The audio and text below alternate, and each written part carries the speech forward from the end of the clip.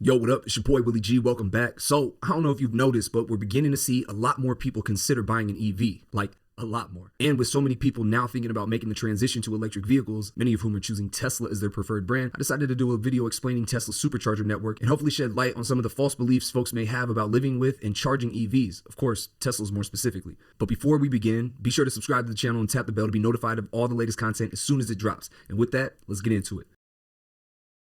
So, to those of you who don't find it clear by the name itself, the Supercharger network is Tesla's very own fast charging network. Here in the US, Tesla uses a proprietary charging plug, which means it's different than the rest of the industry, kind of like Apple's Lightning connector. Speaking of Tesla's proprietary plug, I did a video a few weeks back, link in the corner or in the description, reacting to an article that called for Tesla to conform with the rest of the auto industry by using a more standard charging option. Feel free to check that out, but let's just say I wasn't the most composed in that video. But back to the point, Tesla uses a proprietary plug in its North American markets, which means no other EVs are able to use them, yet. I'll explain more in a bit. But because the Supercharging network is owned and operated by Tesla, they've made the process of using it essentially foolproof. To begin, all you have to do is navigate to the nearest supercharger, press the button on the handle of the plug, or press the charge port cover, insert the plug into the port, and that's it. From there, you simply complete charging, remove and replace the plug back into the stall, and take off. Any charging costs are automatically billed to the card on file in your Tesla account, with the total cost available and able to be viewed on the vehicle's main display under the charging section. It's so easy, Tesla Q could do it. And one of the best parts about the Supercharger network is that they're located all throughout the globe. Now, way back when, Tesla envisioned a network that would allow drivers to make cross-country trips through many different jurisdictions, and the only way to ensure this vision came to fruition was to create it on their own.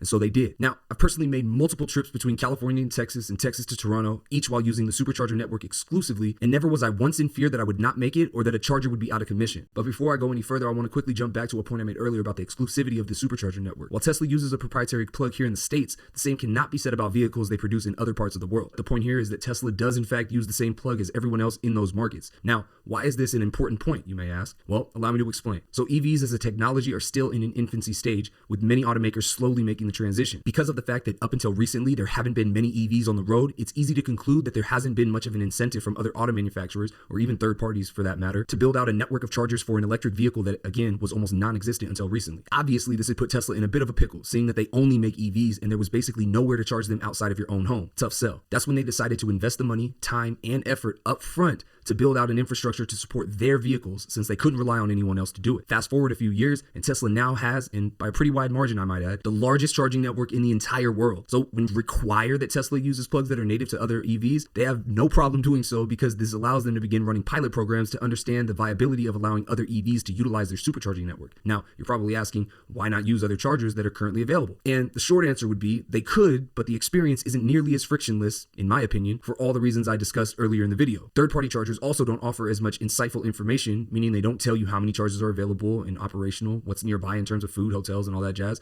And lastly, for me, as a Tesla owner, most superchargers are set up to allow combat parking, which is much easier and how I personally prefer to park. And one of the best parts of the supercharging network is that Tesla is constantly expanding it and able to bring a new station online from prep to vehicle charging in as little as 8 days. Absolutely insane. And this is incredibly advantageous for Tesla. With more stations coming online so quickly and available to other EVs, this is yet another extremely bullish long-term catalyst for investors, as it creates another stream of income for the company. They also open themselves up to the potential of future government charging infrastructure incentives, as well as creating more exposure to other brand owners who will be required to download Tesla's app in order to create an account to use the network. This allows Tesla to market their other products and services like solar and home batteries inside the app to potential customers, which is only possible because they'll have to use the app to charge their Chevy Bolt or Ford F-150 Lightning. Marketing level equals absolutely genius. Just watch how this begins to play out over the next few years. So that about does it for this one. I hope I was able to help some folks out there understand a little bit more about the Tesla Supercharging network, perhaps some of the advantages Tesla has over others in the industry, and why, as a company, they're only getting started. If you enjoyed this video, leave a like, share it with your friends, and help me help you by subscribing to the channel and tapping the bell to be notified of all the latest content as soon as it drops.